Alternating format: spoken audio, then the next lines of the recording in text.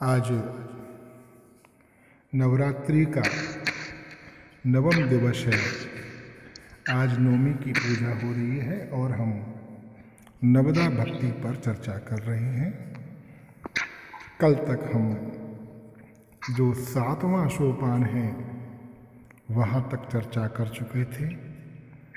आज हम जो नवदा भक्ति का 8वां सोपान है उस पर कुछ चर्चा करने का कोशिश करेंगे।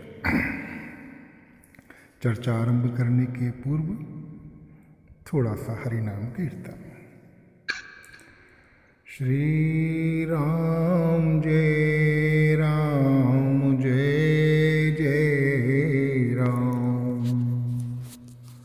श्री राम जय राम जय जय राम। श्री राम जय राम जय जय राम। श्री राम जय राम जय जय राम। श्री राम जय राम जय जय राम। श्री राम जय राम जय जय राम। जय जय राम। हमारे प्रभु श्री रामचंद्र जी लंका में रावण के युद्ध के लिए गए हुए हैं और वहाँ उन्हें विदित होता है कि रावण की शक्तियाँ बहुत महान हैं और इसको जीतने के लिए माँ शक्ति की आराधना करनी चाहिए। भगवान ने ये नौ दिन के अंदर माँ शक्ति की आराधना की और उसमें एक निश्चित संख्या के कमल को वो अर्पण करते थे और 9वें दिन जब ये आराधना का अनुष्ठान का समापन होना था, माता ने उनकी परीक्षा लेने के लिए एक कमल को छुपा दिया। भगवान ने आरंभ किया, कमलों की जो संख्या थी उनको देखा, उसमें एक कमल कम था और वो कमल पुष्प हनुमान जी बहुत दूर से लेकर के आते थे। उन्हें एक लाना भी मुश्किल था। प्रभु ने स्मरण किया कि मुझे क्या करना चाहिए, तो उनको स्मरण आया कि जो मेरे नयन हैं, जो मेरे नेत्र हैं, ये कमल के समान हैं। सभी ऐसा कहते हैं, तो क्यों ना मैं इस अपने नयन की निकाल करके माँ के श्री चरणों में अर्पित करूं।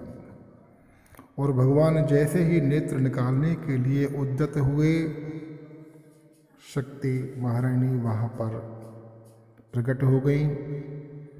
बहुत प्रसन्न मन से भाव के साथ में भगवान की सारी आराधना को उन्होंने पूरे मन के साथ में, भाव के साथ में, आशीर्वाद के साथ में, विजय के आशीर्वाद के साथ में स्वीकार किया।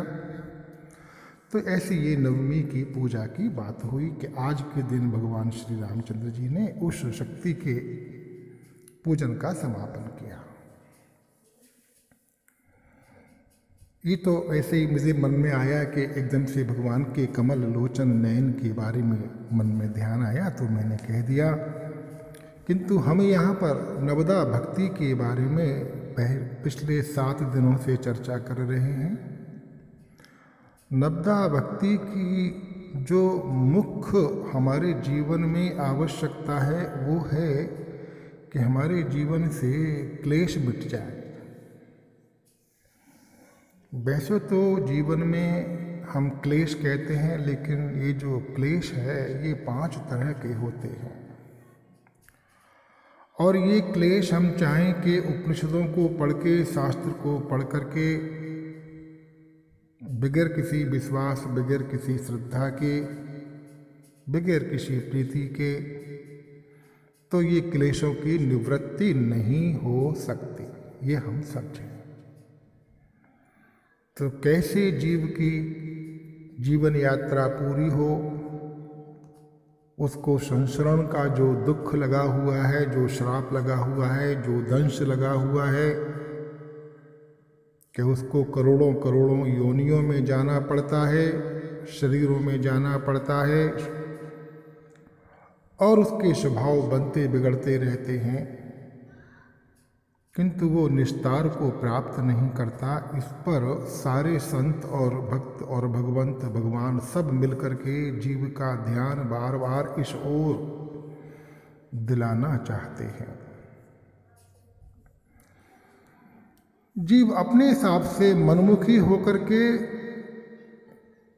भक्ति महारानी को बगैर स्वीकार किए, प्रीति को बगैर स्वीकार किए, मनमुखी ढंग से जो उसका चिंतन का क्षेत्र रहा है, जो इस शरीर के साथ में, शरीर यात्रा के साथ में जो पूर्व जन्मों का संचित स्वभाव है, बना हुआ स्वभाव है, उस स्वभाव के अनुसार ही फिर इस शरीर की यात्रा को आरंभ करता है।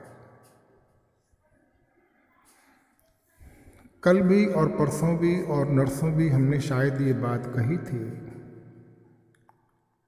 कि शरीर यात्रा तो बहुत छोटी होती है और करोड़ों शरीरों की यात्राएं मिलकर के एक जीवन यात्रा बनती है। बहुत लोगों को लगता होगा कि ये कैसे हुआ, यही तो जीवन है और यही जीवन की यात्रा है। इसलिए हम सारा फोकस अपनी पूरे जीवन की ऊर्जा इसी शरीर की यात्रा को सुखद बनाने के लिए, सुविधापूर्ण बनाने के लिए लगा देते हैं और यही संस्कार अपनी संतति को भी देते हैं, क्योंकि जब हमारे ही भीतर ये भाव दृढ़ है कि बस ये शरीर ही सब कुछ है, ये नाम रूप ही सब कुछ है, इसी में समृद्धि होना चाहिए, बढ़िया मकान कोठी होना चाहिए, अच्छा कैरियर होना चाहिए, ये सब के लिए अपना जीवन का पूरा जितनी ऊर्जा है उसका निवेश कर दो।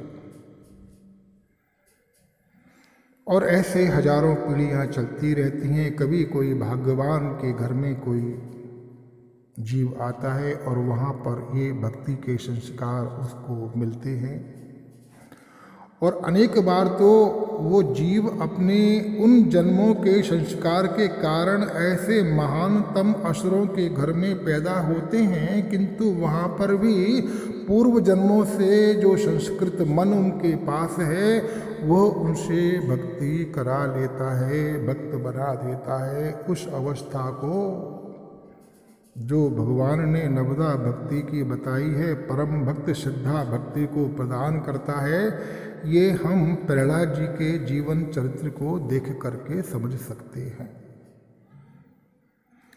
क्योंकि वहाँ तो उस शरीर के भीतर, उस यात्रा में, उस कुटुंब में, उस परिवार में तो ये संभव ही नहीं था कि भक्ति के कोई भी परमाणु वहाँ पर उत्पन्न भी हो सकते।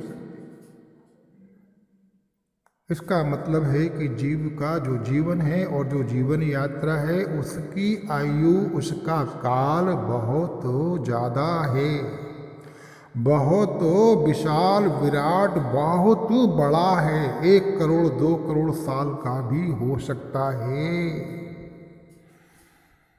और हमारी जो सारी चिंताएं हैं, दुश्चिंताएं हैं, वो ले दे करके यदि हमारी आयु इस समय 70 साल की है तो बचे हुए 10 साल, 12 साल, 15 साल की है।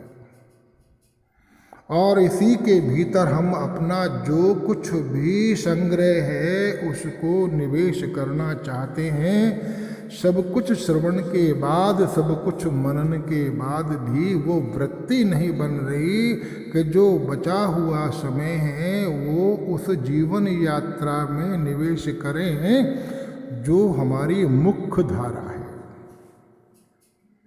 उस मुख्य धारा में जो संचरण हो रहा है उसमें निवेश करें। ऐसे अनेकों शरीर, ऐसे करोड़ों मकान, जमीन जायदाद, करोड़ों स्त्रियां, पुरुष, पुत्र और मान सम्मान हम अनेक जीवन में जी चुके हैं, संग्रह कर चुके हैं, किंतु वे उनका अब कोई नामो निशान नहीं है। लेकिन उनके साथ में जीव भाव ने जो संपर्क रखा, जो उनमें आसक्ति रखी, उस आसक्ति के संस्कार, तीनों गुणों की युति सब मिलकर के उसके नए शरीर में आती है। इस शरीर की यात्रा के लिए, शरीर के जन्म के लिए, इस जीव को शरीर की प्राप्ति के लिए जो मुख्य कारण है वो कोई माता पिता नहीं है, वे तो निमित्त हैं। जो मुख्य कारण है वो उसके किए हुए संचित कर्मों का मुख्य कारण है। वहां पर वो कर्म उसको शरीर देते हैं। जब वो कर्म शरीर देते हैं तो उसमें भी निहित होता है कि कौन सा शरीर देना चाहिए, पशु का, कीट का, पतंग का या मनुष्य का। इतने सारे इसके भीतर ऑर्गन्स हैं, इतनी सारी नस और नाड़ियां हैं, मन है, बुद्धि है, प्राण है, दुनिया भर की इतनी चीज़ें हैं कि इसको ठीक से वास्तविक तरीके से अध्ययन कोई करना चाहे तो जो हम 7 साल की 8 साल की डिग्री के लोगों को डॉक्टर बोलते हैं, जिन्होंने साल 1.5 साल एनाटॉमी पढ़ी है, शरीर विज्ञान पढ़ा है, यदि वास्तविक शरीर की रचना को जानता हो तो अनेक जन्म भी इसमें लगा दें तो भी इतना जो क्लिष्टता है उसको हम जान नहीं सकते। ये तो शरीर की स्थितियां हैं। ऐसे शरीर की कोई नस नाड़ी, कोई किडनी, कोई लीवर, कोई हार्ट हमारे माता पिता नहीं बनाते। ये सब स्वतः हो रहा है, मतलब कर्म के फल के स्वरूप ये सारा विधान रचित हो रहा है। उस कर्म से जब ऐसा शरीर मिला है, ऐसा संयोग मिला है, ऐसा शहर, ऐसा देश मिला है, माता पिता मिले हैं, तो क्या इसकी जो जीवन यात्रा है शरीर के लिए, उसके लिए जो जीवन निर्वाह के लिए वस्तुएं चाहिए उसका निदान नहीं किया होगा? क्या वो वहाँ पर नहीं रखा होगा? ये ना समझ के हम इस मनुष्य शरीर को, जिसको शास्त्रों ने, संतों ने कहा है कि ये मनुष्य देह देवताओं को भी दुर्लभ है, उन्हें भी प्राप्त नहीं। थोड़ा सा विस्तार हो रहा है, हम एक आध दिन में अब समापन कर देंगे, लेकिन मन के जो भाव हैं, इस नवधा भक्ति की जो महिमा है उसको बताने के लिए, उस पर जो मनन है उसको आपके सम्मुख रख रहा हूँ। थोड़ा लंबा हो रहा हो तो क्षमा करें। तो जब प्रारब्ध ने शरीर दिया, उस शरीर के सारे अंग उपांग दिए, मन दिए, माता दिए, पिता दिए, परिस्थिति, परिवार दिया, भाई बहन दिए, कुटुंब दिया, तो इसको जीने के लिए भी सारे साधनों की और सारे संयोग की व्यवस्था की होगी। किंतु हर माता पिता यही कहता है कि भैया ये प्राप्त करो। और सारे के सारे जो शास्त्र हैं, सारे के सारे जो वेद हैं और मैक्सिमम जो दर्शन हैं हमारे भारतीय दर्शन में, वे भी जो पुनर्जन्म को मानते हैं, वे कहते हैं कि इसकी महिमा कुछ ज़्यादा है। जिन चीज़ों में इसका हम निवेश कर रहे हैं वो ठीक निवेश नहीं है, अनित्य में निवेश कर रहे हैं। नाशवान वस्तु को प्राप्त करने के लिए इस अवसर का निवेश कर रहे हैं। ये मूढ़ता ये कहाँ से आई? ये अज्ञान से आई है। जीव तो कहते हैं, थोड़ी सी मैंने रामायण में ये निकाल के रखी हैं। सुनहूं काकभूषणी जी कहते हैं किनसे? गरुण जी से। जब वो मोह से ग्रस्त होकर के उनकी शरण में गए, बहुत सारी ज्ञान की चर्चा हुई, तो उन्हें कहते हैं सुनहूं तात यह अकत कहानी, समूझत बनई ना जाई बखानी, ईश्वर अंश जीव अविनाशी, ईश्वर अंश जीव अविनाशी, चेतन अमल सहज सुख राशि। हे तात, ये बात कहते नहीं बनती, समझते नहीं बनती। ये जो जीव है ये ईश्वर का अंश है। ये विनाशवान नहीं है, ये अविनाशी है। और ये चेतन है, ये अमल है, इसमें कोई मल नहीं है। और ये सहज सुख की राशि है। सहज शब्द के लिए ऐसा समझिएगा कि जो स्वभाव से ही उपलब्ध है, जिसके लिए किसी कार्य कारण संघात की आवश्यकता नहीं है, जो इंद्रिय और विषयों का क्षेत्र नहीं है, ऐसे सुख की राशि जो है ये जीव है, ये अविनाशी है। और इसमें कोई मल नहीं है, कोई अविद्या नहीं है, कोई क्लेश नहीं है, कोई राग नहीं है, कोई द्वेष नहीं है, कोई अहंकार नहीं है। जो जीव की जो मूल स्थिति है, वो कह रहे हैं कि वो ब्रह्म का अंश है, भगवान का अंश है, ईश्वर का अंश है।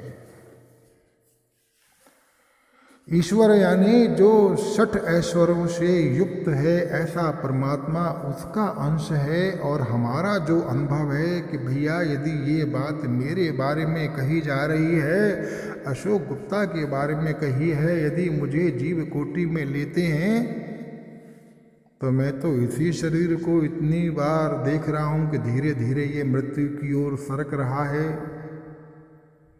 खूब क्लेश होता है, मन में उथल पुथल होती है, बहुत सारे काम के, क्रोध के, लोभ के, मोह के तमाम मल और विकार मेरे भीतर हैं। ये कैसा शास्त्र मुझे पढ़ा रहे हो? ये मेरा परिचय नहीं है। और आप कह रहे हो कि ये जीव जो है सुख की राशि है, तो और मैं जीव हूँ और मैं तो सुख के लिए तरसता रहता हूँ, और सुबह निकलता हूँ तो रात को लौट के आता हूँ कि सुख का कुछ साधन बना लूँ, और सुख का साधन नहीं बनता। जब ये सारी चीज़ों को कहते हैं तो बाबा आगे कहते हैं काकभूषणी जी, सो माया बस भयऊ गोसाई, बंधियो कीर मर कट की नाई, जड़ चेतन ही ग्रंथि पर गई, यद्यपि मृषा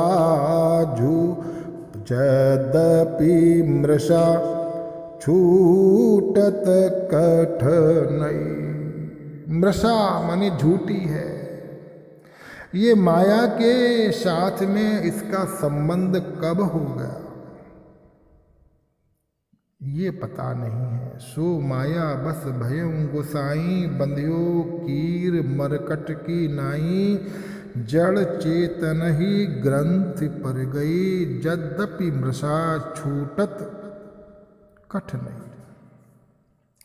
ये माया जो है भगवान की माया, इसके साथ में भगवान का जो अंश जीव था, जो शुद्ध बुद्ध है, उसका ये माया का संग कब हो गया भैया? ये कोरोना कब लग गया? किससे हाथ मिलाया था? किसके यहाँ पर चाय पी थी? कौन सी गाड़ी में था कि हवाई जहाज में लगा? अब इस कारण को खोजने में जो बचा हुआ समय है उसको इन्वेस्ट नहीं करना। अब ये जो कोरोना रूपी महाव्याधि है, जो अज्ञान रूपी माया रूपी जो जड़ता हमारे भीतर आई है, उस चेतन तत्व के भीतर आ गई है, उससे सारे लक्षण हमारे शरीर में, मन में, प्रभाव में, देखने में, सुनने में, समझने में सब आ रहे हैं। ये सिम्टम ही तो सिखाए जाते थे टीवी के ऊपर। यदि आपकी सांस फूल रही है, आपका बुखार नहीं उतर रहा है, आपको जुकाम हो रहा है, आपको खांसी आ रही है और 3 दिन के बाद भी ये बुखार नहीं उतर रहा है, तो ये कोरोना हो सकता है। इसकी शीघ्र से शीघ्र जांच कराइए। तो माया के संग का जो प्रभाव है, जो लक्षण हैं, उनको हम एक शरीर की यात्रा में नहीं, अनेक शरीरों की यात्रा में देख चुके हैं। इस बात को थोड़ा सा और बल देने के लिए काव्यभूषण जी के जीवन की वो सारी यात्रा को स्मरण करें जो उत्तरकांड में श्री रामचरितमानस में गरुण जी के पूछने पर उन्होंने अपने पूर्व जन्मों की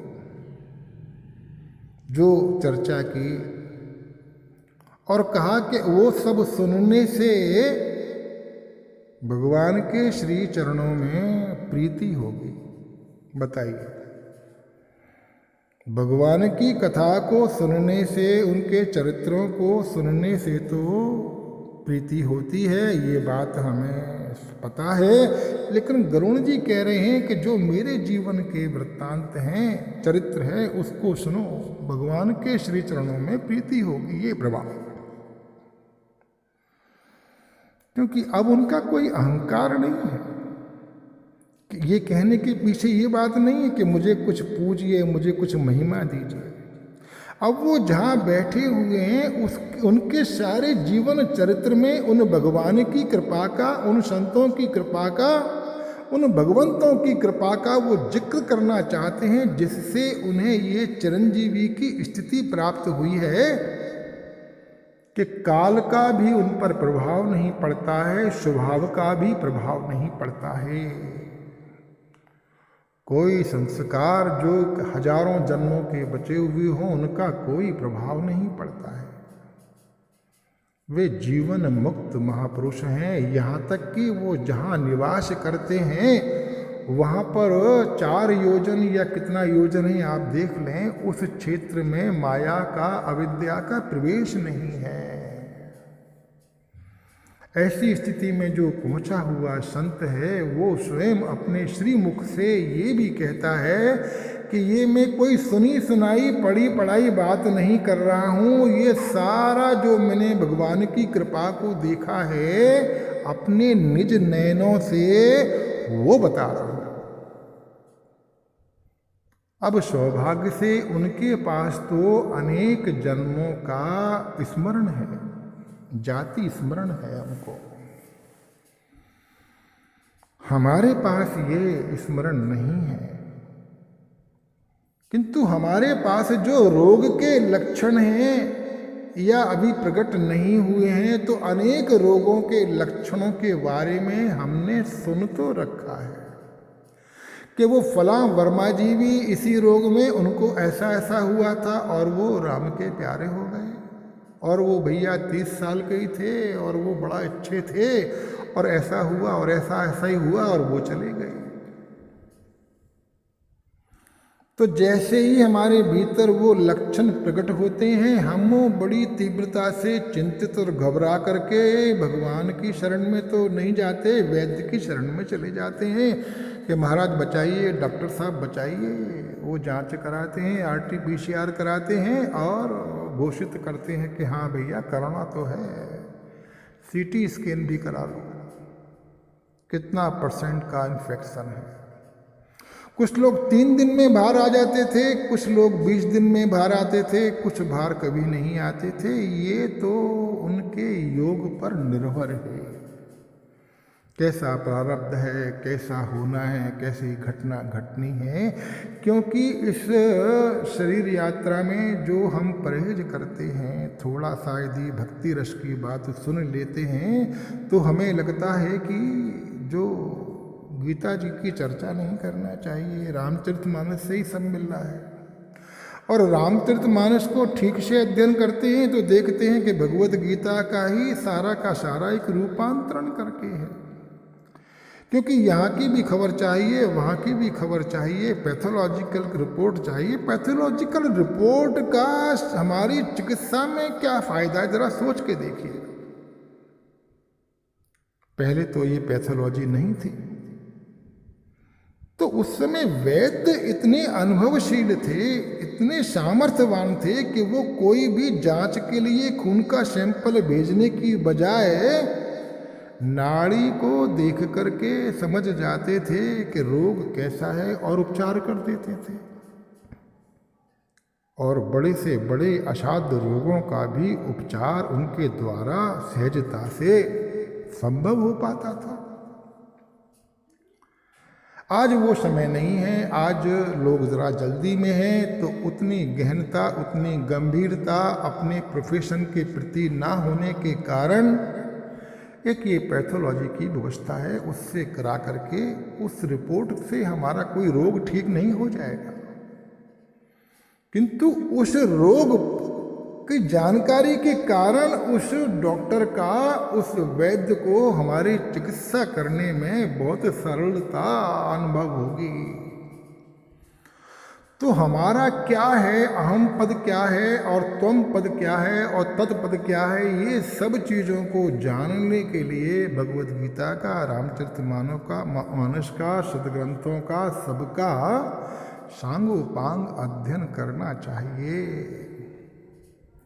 जो लोग कोरोना की चपेट से निकले हैं, उनको पता है कि वे उस काल में एलोपैथी का भी ट्रीटमेंट ले रहे थे, और पड़ोस में बैठे हुए कोई सज्जन ने कहा कि ऐसे गरारे करो और इस तरह की बार बार गर्म चाय पियो और ऐसा प्राणायाम करो, वो सब भी करते थे। और यदि कोई कहता था कि भैया राम रक्षा स्तोत्र का पाठ करो, तो वो राम रक्षा स्तोत्र का भी पाठ करते थे।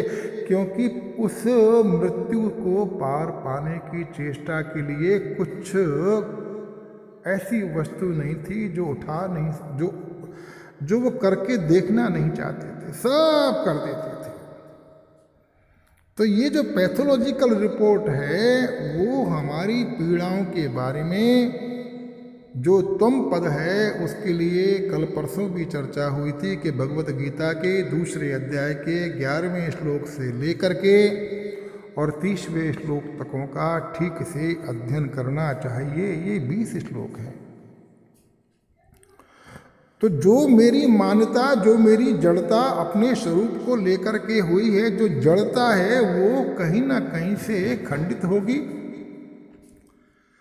और हमारा भाव होगा इस रामचरितमानस को सुन के कि मेरा जीव का स्वरूप है, जो निर्मल है, जो नाश को प्राप्त नहीं होता, जो सहज सुख की राशि है, जो चेतन है, जिसके भीतर कुछ भी जड़त्व नहीं है, मुझे उसे प्राप्त करना होगा। ये हुआ निःश्रेयस की इच्छा करना, अपने परम कल्याण की इच्छा करना। अब ये कैसे कैसे होगा, ये परम वैद्यों के द्वारा तय होगा, परम भगवंतों, परम संतों, परम ग्रंथों के द्वारा ही सिद्ध होगा। उसमें हमारी मनमुखी होने के कारण कुछ परहेज नहीं करें कि ये नहीं करेंगे, वो नहीं करेंगे। यही तो हुआ था काकभूषण जी के साथ में कि उनके अनेक जीवन के बारे में हमने देखा कि एक जीवन में वो शूद्र थे, अवध में रहते थे, और उसके बाद में उनका शरीर छूटा तो फिर वो नहीं, उसी जीवन के अंदर वो उज्जैनी चले गए, वहाँ शिव की आराधना करने लगे। और वहाँ उनको सदगुरु मिले और उस सदगुरु ने उनको नाम की दीक्षा भी दी, भगवान हरिभक्ति की भक्ति देने की कोशिश भी की। और फिर उनका उन्हीं से द्रोह हो गया, क्योंकि वो हरिभक्त थे और ये शिव के उपासक थे। जड़ता के कारण वो हरि के भक्तों की निंदा करते थे और मनमुखी होने के कारण वो शिव की उपासना करते थे। बस वो मनमुखी थे। गुरुमुख से यदि वो प्राप्त होती तो एक अलग बात होती। इसलिए मनमुखी और गुरुमुखी को हम बार बार शब्दों का उपयोग कर रहे हैं। आप सब लोग उसको समझ रहे होंगे कि हमारा क्या भावार्थ है। और उसके कारण उनसे गुरु के प्रति जो अनादर हुआ, द्रोह हुआ, उसको उनके ही जो आराध्य थे भगवान शिव ने उन्होंने उनको श्राप दे दिया। और उन्हीं गुरु जिनका उन्होंने निरादर किया था, जिसके कारण भगवान शिव प्रकट हुए थे, उनसे ही उनको उन गुरु ने आशीर्वाद दिला दिया। और अनेक तरह के आशीर्वादों से उन गुरु ने उनको पोषित कर दिया कि तुम अनेक जन्मों में जाओगे, लेकिन तुमको शरीर छोड़ने का कोई दुख नहीं होगा।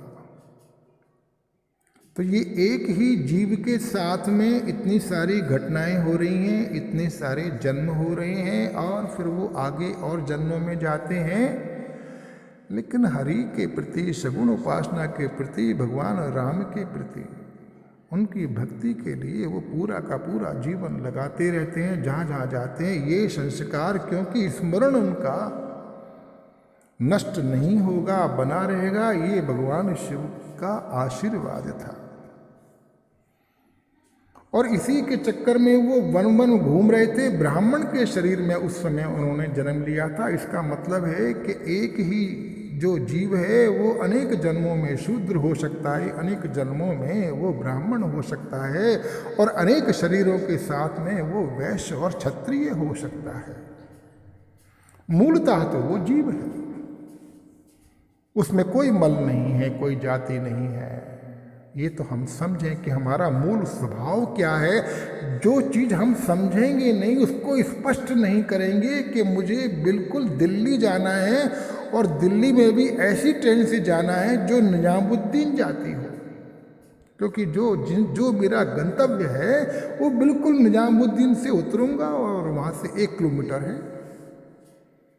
और जो ट्रेन निजामुद्दीन नहीं जाती है, सीधी नई दिल्ली जाती है किसी और रास्ते से, वहाँ से वो 30 किलोमीटर पड़ेगा।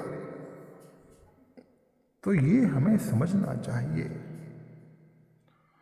तो ये जो गरुण जी महाराज जो काकभूषणी जी हैं, वहाँ पर उस शरीर के साथ में जो ब्राह्मण शरीर है, वन में चले जाते हैं। उनके माता पिता उन्हें बहुत पढ़ाने की चेष्टा करते हैं, वो नहीं पढ़ते, क्योंकि उनको पता है कि ये जो संसारिक पढ़ाई है ये मेरे किस काम की। ऐसा भाव उत्तरकांड के अंदर आपको देखने को मिलेगा, क्योंकि हरि पद में जो प्रीति है, जो धारणा है उनकी, वो उन जन्मों की धारणा उनके साथ इस जन्म में भी है। उस धारणा के साथ में वो वन में सबके पास जाते हैं और अनेक ऋषि मुनि उनसे सगुण जो ईश्वर है उसकी चर्चा ना करके ब्रह्म की, निर्गुण ब्रह्म की चर्चा करते हैं, और वो उससे प्रसन्न नहीं होते, क्योंकि उनकी धारणा तो भक्ति महारानी को प्राप्त करने की है।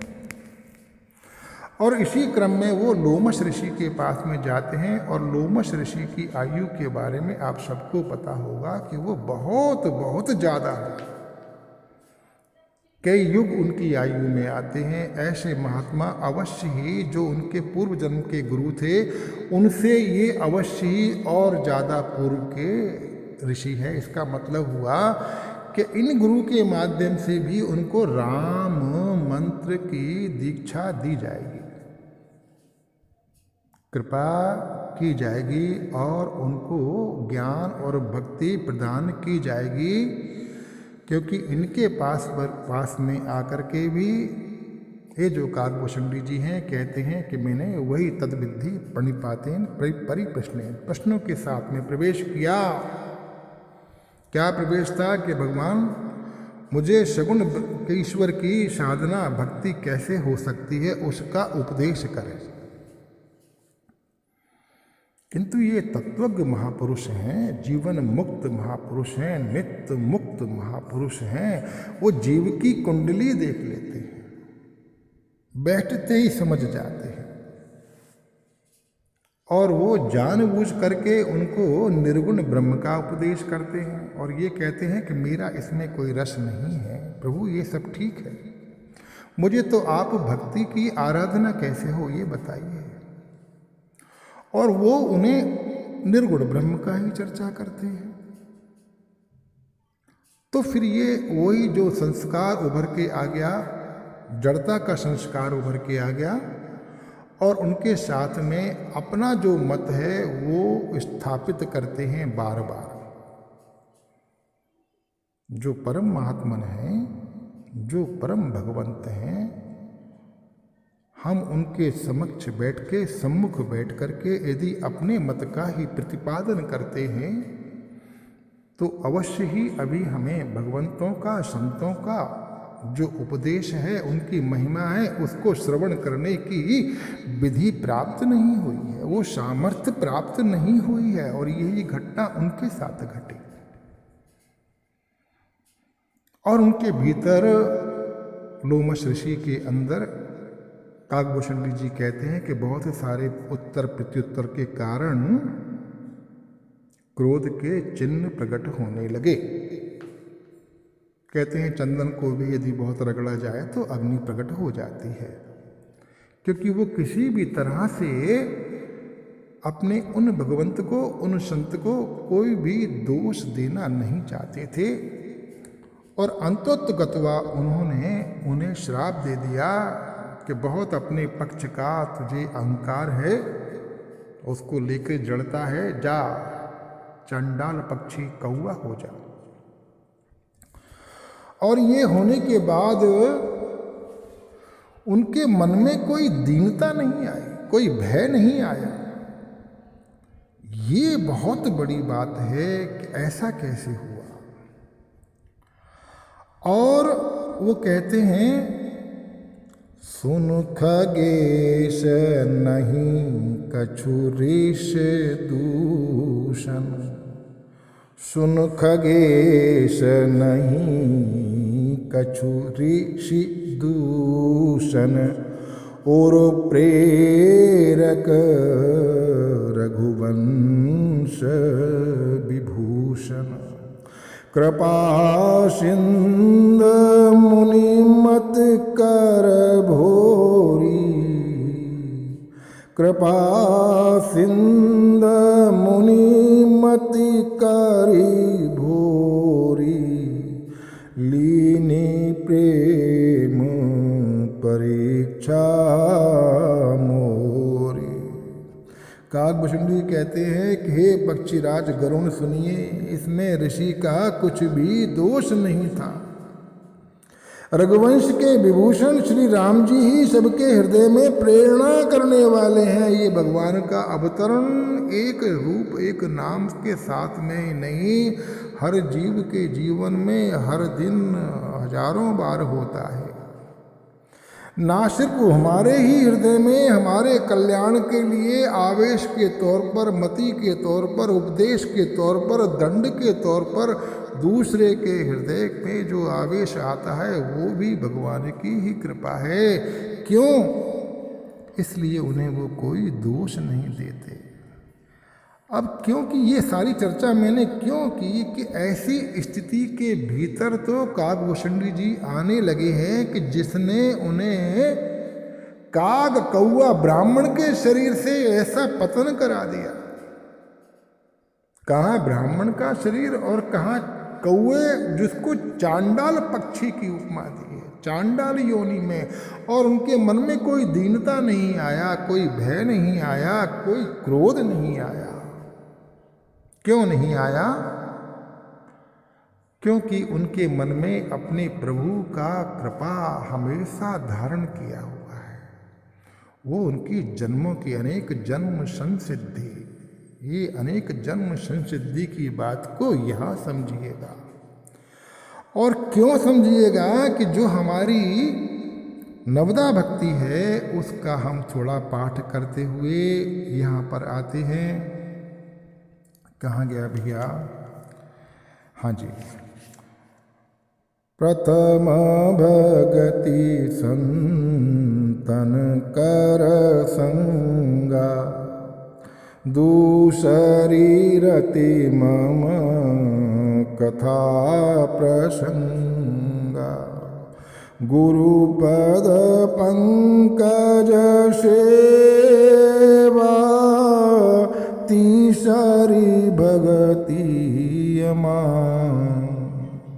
चौथी भगति मम गुण गण, करही कपट तरिगा,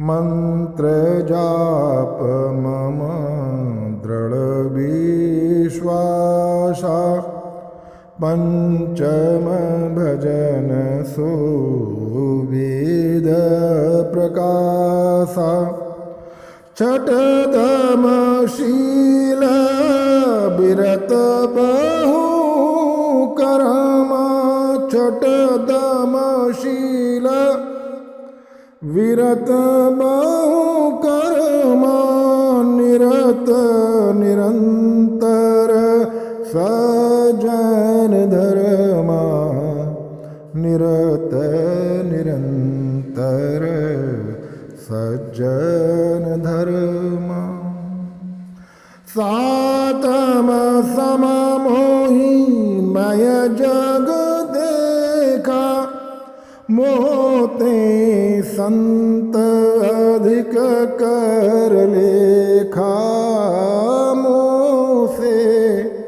मोते संत अधिक कर लेखा। और हम अब अपने 8वीं भक्ति पर आ रहे हैं, जिस पर आज चर्चा करनी थी, जिसकी पीठिका पर हमने चर्चा की, वो क्या है? आठम जथा लाभ संतोषा,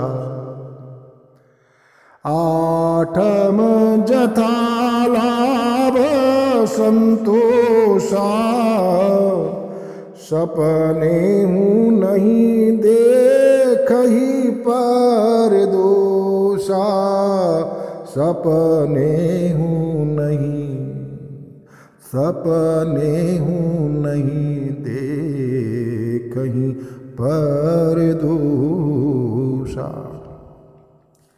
ये 8वीं भक्ति पर चर्चा की, ये पीठिका थी। उन्होंने सहजता से ही लोमस ऋषि के भीतर ऐसा बड़ा कृत्य होने के बावजूद भी कोई दोष का दर्शन नहीं किया। सपने नहीं देखे पर दोष। अरे दोष के दर्शन के लिए दोष दृष्टि का, राग का स्वभाव चाहिए ना भीतर। जब वो स्वभाव ही नहीं होगा तो चाहे जागृत में हो चाहे स्वप्न में हो, वो दोष दर्शन कैसे होगा? और पूरी बात को बताने के लिए कि दोष दर्शन क्यों नहीं होगा, हमें इसकी पहली अर्धाली पर ध्यान देना चाहिए। आठम जथा लाभ संतोषा। ये जो जथा लाभ है ना और ये संतोष है, हमारे इसमें जो व्याख्या हम लोग कर लेते हैं ना, वो ये कि भैया जितना मिल जाए ना उतने में राजी रहो, उतने में संतोष कर लो, ये कह करके हम इतिश्री करते हैं। क्या इसी के लिए हम कहते हैं कि जो रामचरितमानस के जो शब्द हैं, जो दोहे हैं, जो छंद हैं, जो चौपाई हैं, उनमें उपनिषदों के तत्व भरे हुए हैं, भगवद गीता का सार भरा हुआ है, वेदों की उसमें वाणी है, 6 शास्त्र सब ग्रंथन को ये रस है। और हम जो उसके अर्थ कर रहे हैं वो तो बहुत ही ज़्यादा मतलब न्याय नहीं कर रहे हम उनके साथ में। ये जो जथा लाभ है ना, मतलब जथा लाभ तभी ही होगा कि जो आपको प्राप्त हो रही है, कोई व्यक्ति काल वस्तु जिसको हम परिस्थिति का नाम देते हैं, वो मेरे प्रभु के माध्यम से मुझे प्राप्त हो रही है। ये जब वृत्ति बन चुकी, क्योंकि वो व्यक्ति जो ये साधक है अभी सिद्धावस्था में आने की स्थिति में है, अब उसकी अहंकाराकार स्वरूप नहीं रहा, अब ईश्वराकार वृत्ति में है। ईश्वरोन्मुखी जो उसकी वृत्ति है, जो भगवान के को ही कर्ता मानता है और देखता है, ये उसको पढ़ के ठीक से सत्संग करके और सत्संग में जो मनन किया, उसमें जो जिज्ञासाएं बनी, जिनका समाधान उसको छोटे छोटे सत्संगों से प्राप्त नहीं हो रहा था, तो जिन गुरु में, जिन ग्रंथ में, जिन भगवंत में उसकी निष्ठा थी, उनके पास जाकर के विधिवत अपनी निष्ठा को सिद्ध कराया है। और जिसने भगवान की भगवत कथा को बहुत प्रेम के साथ में उस रति को प्राप्त किया है, जिस रति की हमने मुख्य ये आज का आरंभ हुआ उस समय चर्चा की थी कि ये रति ही है जो सारे क्लेशों को दूर करने वाली है। ये हमारी दूसरी भक्ति से भी वो निकल गए हैं, तीसरी भक्ति से भी, और प्रवचन करते हुए, गायन करते हुए सबके पास में जाते रहे हैं और भगवान के श्री नाम का जो साधन करते रहे हैं। और साधन करने के लिए जो प्रवृत्ति रही हो और आगे जाकर के जो निवृत्ति ली हो, एकांत साधन भी किया हो, विश्वास के साथ में, गुरु के मंत्र के साथ में, उस साधन के आगे की भी जो स्थितियां हैं उनको पूरा करता हुआ ये जीव अब बिल्कुल मुक्त होने की अवस्था में है। शरीर यात्रा से नहीं, जीवन यात्रा से बाहर होने के लिए जा रहा है। क्योंकि जीवन यात्रा से मुक्त होने का मतलब ही ये है कि उसको उचित समाधान मिल गया, उसको अपने स्वरूप में स्थिति होने लगी। जो बताया था कि ईश्वर अंश, जीव अविनाशी, चेतन अमल, सहज सुख राशि, इसके लक्षण उसमें प्रकट होने लगे। जब ये प्रकट होंगे तो मृत्यु का भय कैसे बचेगा? जब ये धारणा पक्की हो जाएगी कि मैं तो अविनाशी हूँ, मेरा थोड़ी कुछ मरण हो सकता है। जो कोई दुखी करने की चेष्टा करेगी, कोई परिस्थिति विशेष, या लोग कहेंगे कि ये उद्यम करके अपने सुख को अर्जन करो, तो वो निवृत्ति तभी साध सकता है जब उसको पता है कि वो जो सुख है वो तो मेरे भीतर सहज रूप में है और वो रमण से, निरति से प्राप्त कर चुका है वो। और यहाँ पर आकर के वो देखता है कि जो जीवन में उसको प्राप्त हो रहा है उसमें अनेक बार हम देखते हैं कि उन परिस्थितियों को जो जीव के अनुकूल होती हैं उनका वो राग करता है, और जो जीव के नाम रूप के विरुद्ध होता है, प्रतिकूल होता है, उससे वो दोष करता है। फिर वो चाहे काल हो, चाहे वस्तु हो, चाहे व्यक्ति हो, चाहे कोई और परिस्थिति हो। और उसका जो अहंकार है नाम रूप का, उसकी एक ही चेष्टा होती है कि जो अनुकूल है वो बनी रहे और जो प्रतिकूल है वो चली जाए। इसका उसको क्लेश होता है और फिर वो ऐसी चेष्टाएं करता है इसमें आकर के, इस राग और द्वेष की वृत्ति में आकर के उससे वैसे कर्म होते हैं। और जब जैसी वृत्ति के साथ में कर्म हुए हैं वो वैसा उसको फल दे करके फिर एक नया शरीर दे देते हैं। अब राग से और द्वेष से संपन्न रहने के बाद में अहंकाराकार जो वृत्ति है, जो अस्मिता से पीड़ित जो व्यक्ति है, अहंकार से जो, अज्ञान से जो पीड़ित व्यक्ति है, वो जब राग द्वेष की वृत्ति से वशीभूत होकर के कर्म करता है तो उससे वैसे उसके जन्म होंगे, शरीर मिलेंगे, जन्म मिलेंगे, फिर से प्रारब्ध के अनुसार वैसी परिस्थितियां मिलेंगी और फिर और फिर और फिर और फिर और कब ये टिकट कट कर दिया जाएगा कि भैया ये व्यक्ति इस अवसर की महत्ता को नहीं समझ रहा है, महाराज इसको बहुत बार जन्म दे दिया, आपने इस जीव की बड़ी तरफदारी की थी। प्रभु यमराज उनसे कहते होंगे, चित्रकेतु कहते होंगे, इसलिए इसकी तो कोई योग्यता पात्रता नहीं थी, फिर भी इसको हमने मनुष्य जन्म दिया। कबहु कुकरुणा नर देहि, भगवान की करुणा से कर्म के प्रारब्ध के बहुत सारी धारा में बहते हुए भी परमात्मा एक अवसर सिर्फ और सिर्फ कल्याण के लिए देते हैं, क्योंकि ये अवसर उन्होंने स्वयं दिया है, इसलिए बेचारे हमारे पीछे पीछे पीछे फिरते हैं। और आकर के जंगल में आकर के ये नवदा भक्ति का हमें उपदेश कर रहे हैं कि भैया तेरी तो कोई बात नहीं है, मेरी तो लाज रख ली, मैंने तेरी सिफारिश की थी कि इसको मनुष्य का शरीर दे दो भाई, ये 84 लाख के दुखों को भोगते भोगते बहुत दुख को प्राप्त कर चुका है और मुझसे अब बर्दाश्त नहीं हो रहा, प्रभु से बर्दाश्त नहीं हो रहा, क्योंकि प्रभु तो हर जन्म में, हर शरीर की यात्रा में सर्वभूतेषु हृदयेषु सुहृदयेषु सर्वभूतेषु हमेशा हमारे साथ रहते हैं, तो हमारी गति को, मति को, हमारे दुख को, सुख को, हमारी मनमुखता को, जड़ता को, सब कुछ देखते हैं। ये मनुष्य शरीर मिल गया। इस मनुष्य शरीर की जो महिमा है वो यही है कि कर्मण्येवाधिकारस्ते। इसका जो विरुद्ध अर्थ है वो आप सब वहाँ से लेते रहिएगा, लेकिन मुख्य अर्थ ये है कि जो अर्जुन से कहा जा रहा है कि अर्जुन तेरा कर्म में अधिकार है। क्या मतलब हुआ इसका? अर्जुन माने मनुष्य योनि में जो जीव खड़ा हुआ है भगवान के सामने, उससे कह रहे हैं कि तेरा मात्र कर्म में अधिकार है।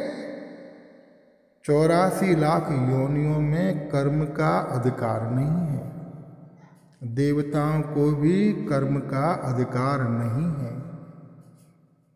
वे सिर्फ और सिर्फ भोग योनि हैं। अपने संचित कर्मों का सुख और दुख भोगने के लिए वे प्राप्त होती हैं, वहाँ पर कुछ भी कर्म करने की व्यवस्था नहीं है। कर्म यानी जो आपको नया शरीर प्रदान करने में सक्षम हो। मनुष्य शरीर के भीतर हम निषिद्ध कर्म कर सकते हैं, विहित कर्म कर सकते हैं, पाप कर्म कर सकते हैं, सद्कर्म कर सकते हैं, और इसमें भी जो हमारी वृत्ति है वो मुख्य होती है, क्योंकि जो कर्म और चेष्टाएं वो तो तीनों गुणों से हो रही हैं, लेकिन गुणों को कोई पाप पुण्य नहीं लगता। वे तो सिर्फ और सिर्फ हम जिन कर्मों को जिस भाव के साथ में सत्ता दे रहे हैं, अननेसेसरीली भैया हमारे खाते में चला जाता है और ये संसरण का चक्र चलता रहता है।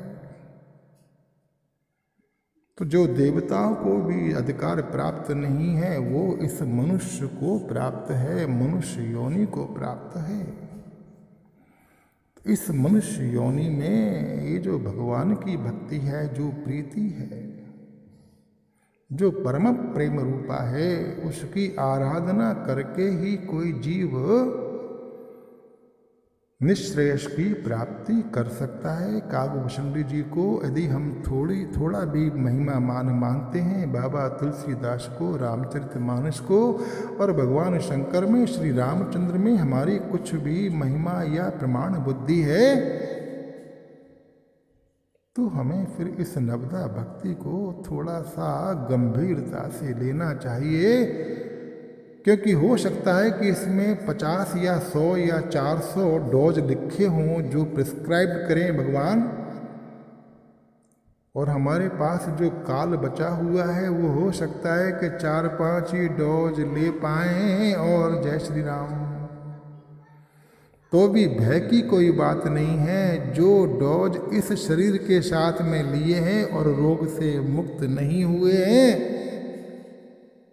वे डोज हमें अगले शरीर के साथ में टेबल पर रखे हुए तैयार मिलेंगे, वहाँ पर ले लेंगे और वहाँ पर भी जय श्री राम हो गई।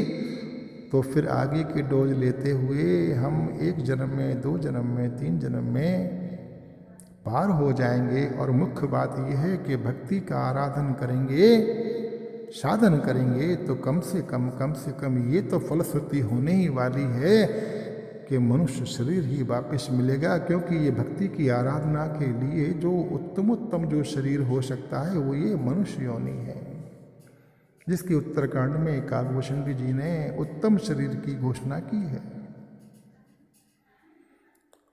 और शरीरों में भक्ति हो सकती है, नहीं हो सकती है, ये अभी बहुत सारी चर्चाओं का विषय है, उस पर हम नहीं जाएंगे। हमारा मुख्य काम ये है कि निःश्रेयस की प्राप्ति, परम कल्याण की प्राप्ति के लिए रामचरितमानस ये कहना चाहती है कि बगैर श्रद्धा के, बगैर विश्वास के यदि आपने दर्शन शास्त्र का PhD भी कर लिया है, जिसमें सारे उपनिषद आ गए और वेद आ गए, तो भी कुछ लाभ नहीं होगा। क्योंकि उसमें भगवत कथा में जो आपने पढ़े हैं वेदों को, पुराणों को, उसमें कुछ रति उत्पन्न नहीं हुई, वो तो डिग्री मिली। जो अभिष्ट था, जो प्राप्त करने की वस्तु थी उन उपनिषदों से, वो कैरियर था। दर्शन शास्त्र के प्रोफेसर बनने की चेष्टा थी, भगवान के श्री चरणों को प्राप्त करने की तो अभिलाषा ही नहीं थी, अभिष्ट ही नहीं था। और हम ये कह चुके हैं कि जो सदग्रंथ हैं, ये जो संत हैं, भगवंत हैं, ये कल्प वृक्ष हैं। और ये कल्प वृक्ष अपनी इच्छा से, अपनी मर्जी से कुछ फल नहीं देते। जो हम इच्छा करते हैं वे फल प्रदान करते हैं। तो यहाँ पर हम जो प्रथम भक्ति को हम समझ गए कि इसमें संतों का संग चाहिए, उन संतों का भी जो अभी उपलब्ध हैं और जो संत पूर्व में हुए हैं, भगवंत हुए हैं, उनका चरित्र और उनकी वाणियों का संग चाहिए, विश्वास के साथ में, श्रद्धा के साथ में। यदि भाव के साथ में अपने कल्याण के लिए कथा का श्रवण करेंगे, अपने मनमुखता को थोड़ा सा सत्संग के पंडाल से बाहर छोड़ करके जूतों के पास रख करके आएंगे और जो ग्रंथों से, संतों से सुना है कि आपके पुण्य प्रताप के कारण भगवान की कथा का श्रवण मिलने जा रहा है, तो ये अभिमान होगा कि हे प्रभु, मुझ जैसे व्यक्ति को भी आप अपनी कथा का प्रसाद दे रहे हैं। ये जो जथा लाभ, जो जथा लाभ की बात आती है, ये प्रसाद है। जो जथा लाभ में संतोष है, कौन व्यक्ति को प्रसाद से, प्रसाद माने शांति, किसको सुख नहीं मिलेगा? क्योंकि भगवान ने दिया हुआ है। कोई बुरी से बुरी परिस्थिति, स्थिति भी दी है तो वो प्रसाद मानते हैं कि भगवान ने मेरे कल्याण के लिए।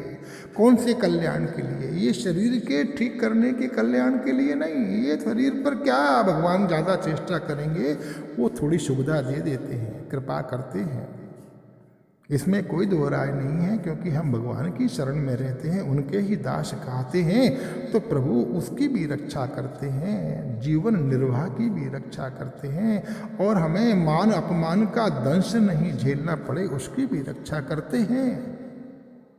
किंतु मुख्य बात तो ये है कि यदि शरीर में चीरा भी लगाना पड़े उस कल्याण को प्राप्त करने के लिए, तो प्रभु लगवाने में कमी नहीं करते। माता भी तो अपने बेटे को लेके, जिसको वो एक उंगली से नहीं छूती, ऐसे डॉक्टर के समीप ले जाती है जो दबा करके मवाद को, पश को शरीर से बाहर निकालता है। तो भगवान भी तो हमारी माता ही है। माता से अपने बच्चे का दर्द कैसे सहा जाएगा, इसलिए वो ऐसी स्थितियों में, परिस्थितियों में डालती है। किंतु ये जो भक्त है, जो 8वीं अवस्था में है, वो उन सब परिस्थितियों में प्रसन्न है। रामकृष्ण परमहंस के जीवन के बारे में हम सबको पता है कि उनके जीवन के उत्तरार्ध में कैंसर हो गया गले का। कोई बात नहीं है, भगवान ने दिया है, प्रसाद है, शांति है, जिसको कहते हैं जथा लाभ संतोष। कैसे कैसे हमारे जो भाई जी हैं, श्री हनुमान प्रसाद जी पोद्दार जी, परम भक्त, परम कल्याणकारी भक्त, अनेक लोगों को तारने वाले परमहंस, जिन पंडित जी की हमने 2 दिन पहले चर्चा की थी, वे अपने शिष्यों के साथ बैठ के गिरिराज जी में भगवत चर्चा कर रहे थे और एकाएक उन्होंने इशारा किया, करे भाई जी जा रहे हैं। भाई जी सखी के रूप में विमान में बैठ के जा रहे हैं और वो संत उन्हें देख सकते हैं, लेकिन उन्हें भी कैंसर हुआ। जथा लाभ संतोष, संतोष है, मेरे प्रभु ने दिया है, इसके पीछे मेरा सिर्फ और सिर्फ कल्याण ही होगा, इसमें कोई संशय नहीं है। सातम सम मोय मैं जग देखा, मोते संत अधिक कर लेखा, 8म जथा लाभ संतोषा, सपने नहीं देखई परदोषा। कोई परिस्थिति, कोई अपमान दूसरा कर रहा है तो उसमें वो दोष देख करके उससे दोष नहीं करते। इसको ऐसा नहीं समझ लें कि उनको दोष को देखने की दृष्टि ही गायब हो गई, कि वो अब अच्छे बुरे का, भले बुरे का, संत का, असंत का कुछ फर्क ही करना नहीं जानते। ना ना ना ना, वो सब जानते हैं। दूसरा, उनको इतना ज्ञान हो गया है, कहते हैं कि सुनहु तात माया कृत, गुण और दोष अनेक, गुण ये उभय न देखिए, देखिए सो अविवेक। ये जो गुण दोष देखने की जो वृत्ति है वो तो अविवेक से प्राप्त होती है, और जो 8वीं स्थिति में आ चुका है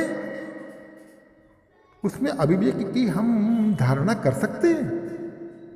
जो नित्य अनित्य के चीजों को बहुत स्पष्ट करके जान चुका है, जिसकी निष्ठा में, धारणा में अब कोई कमी नहीं है, जो साधना की ऐसी स्थिति में आ गया है कि अब कोई साधना उससे कृति साध्य नहीं, कृपा साध्य साधन उसका स्वभाव वो हमें दिख रहा है, जिसमें जथा लाभ संतोष, सपने हो नहीं देखई परदोष। हरि माया कृत दोष गुण, बिनु हरि भजन न जाए। ये जो माया के जो गुण दोष हैं, देखने की जो वृत्ति हैं हमारे भीतर, बाबा कह रहे हैं कि बिना हरि के भजन के नहीं जाती बाबा, जानकारी से नहीं जाती। खूब शास्त्रों का जानकारी है, उपनिषदों पर 6 घंटे, 12 घंटे, 15 घंटे, 50 दिन बोल सकते हैं, लेकिन प्रभु चरणों में प्रीति नहीं है, भक्ति नहीं है। तो बाबा ये सारे शास्त्र मिलकर के, भगवत गीता मिलकर के एक ही बात कह रही है कि मेरी शरण में आई बगैर भैया तेरा कुछ होगा नहीं। क्योंकि जो अहंकार का दंश है ना, वो बहुत दूर तक जाता है। उस दंश को निकालने का भगवंत ये उपाय बताते हैं कि तद्विधि इसके बाद ही जाता है, प्रभु प्रसन्ति के बाद ही जाता है, गुरु प्रसन्ति के बाद ही वो दंश जाता है। और जब इसका लकीर मात्र भी कोई दंश नहीं रहता ना, इस जड़ता का, जीव के साथ में, तब वो अपने सहज स्वरूप को प्राप्त करता है और स्वयं भगवान आकर के उसको दर्शन देते हैं। जो बचा खुचा भी है उस दर्शन के प्रकाश में सब नष्ट हो जाता है। फिर वो जो जाता है, जिस स्थिति में पहुंचता है, जिसको हम निःश्रेयस की बात कहते हैं, परम कल्याण की बात कहते हैं, वो प्राप्त होता है।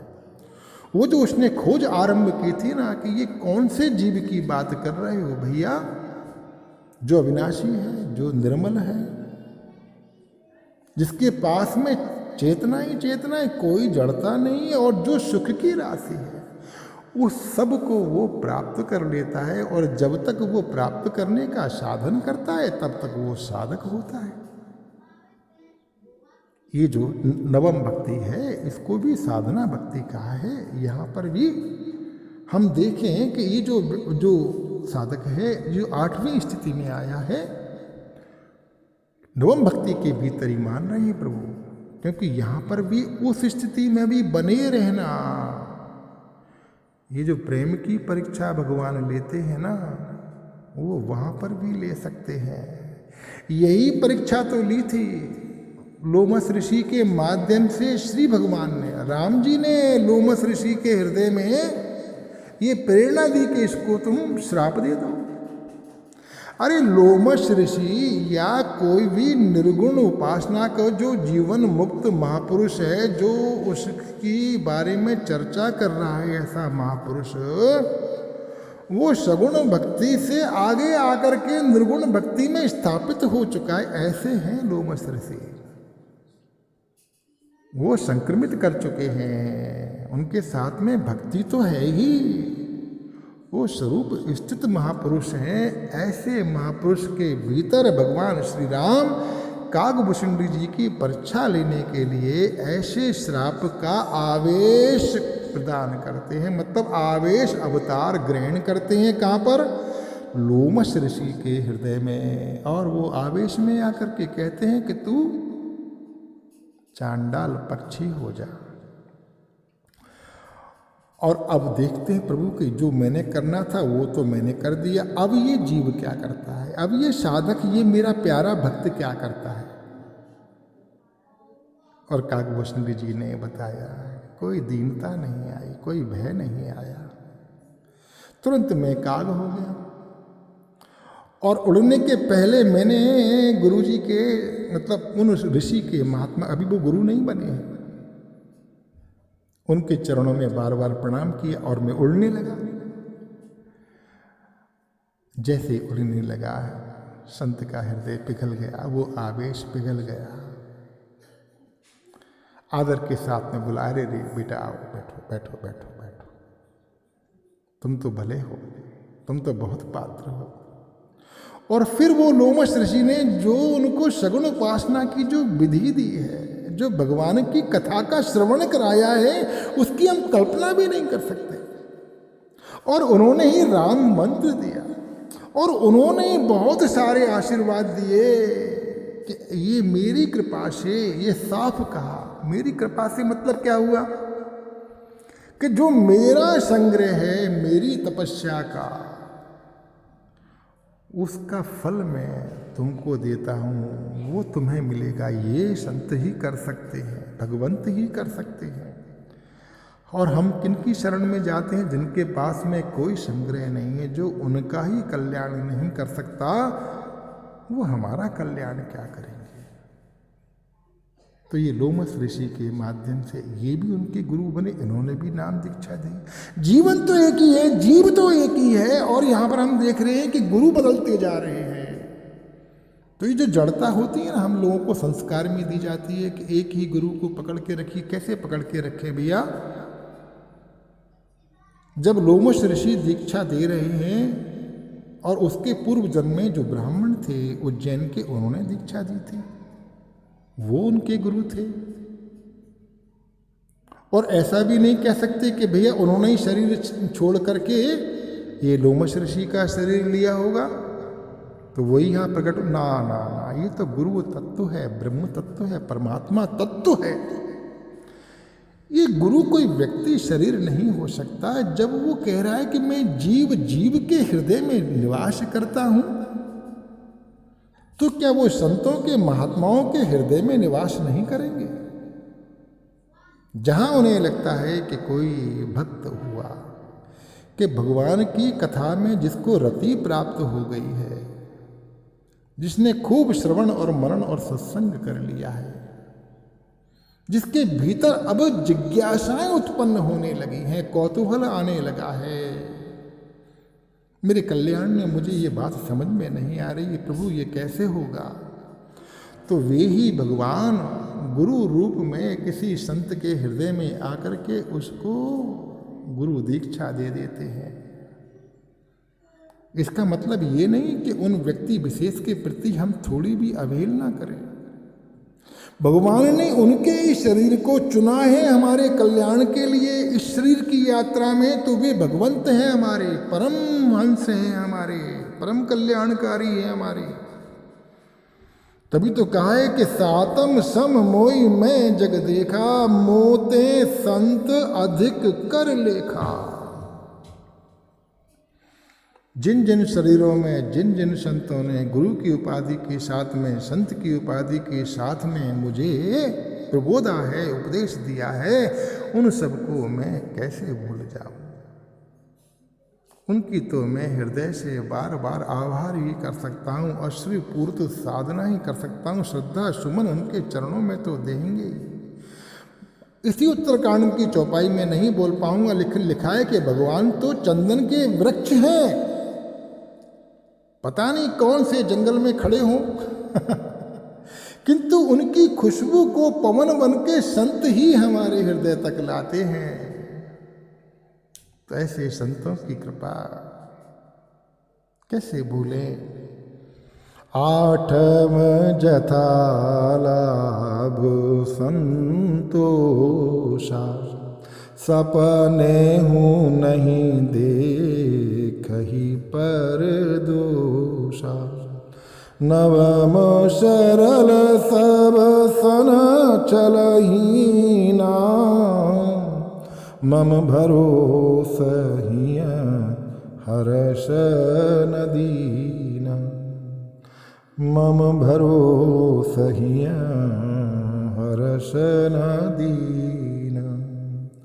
सीताराम चरण रति मोरे, सीताराम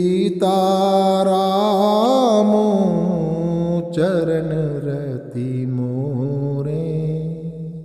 अनुदीन बड़हूँ अनुग्रह तोरे, सीताराम